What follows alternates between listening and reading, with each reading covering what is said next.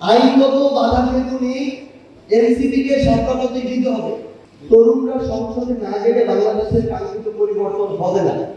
এই আওয়ামী লীগের প্রশ্নে বিএনপি ও জামায়াত এককভাবে তাদের জায়গা থেকে দেশকে নেতৃত্ব দিতে পারবে না।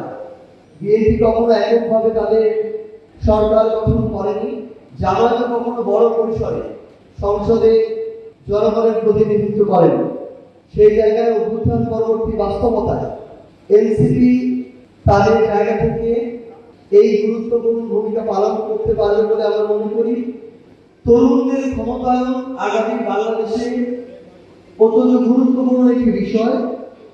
আমরা সেই তরুণদের ক্ষমতায়ন শিক্ষা, স্বাস্থ্য সহ দুর্নীতি বিরোধী একটি গণ আন্দোলনের মধ্য দিয়ে আগামী বাংলাদেশকে গড়তে চাই।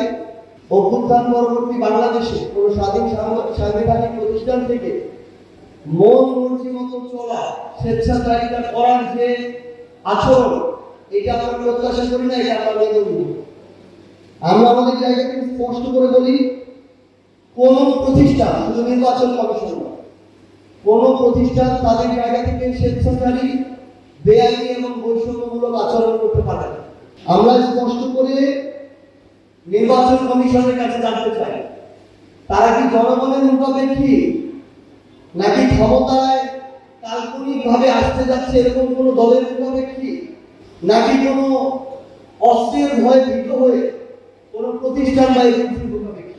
এই উত্তর তাদেরকে দিতে হবে। আইনগত বাধা যেহেতু নেই, এনসিপিকে সরকারপতি দিতে হবে।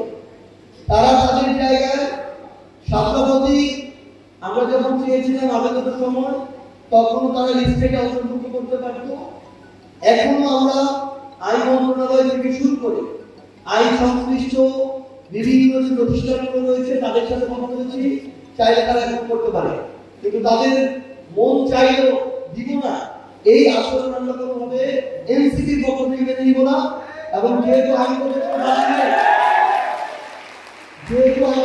বাধা নেই, নির্বাচন কমিশন অবশ্যই এনসিপিকে সরকারপতি দিতে এবং সেই সামনে নিয়ে এনসিপি আগামী নির্বাচন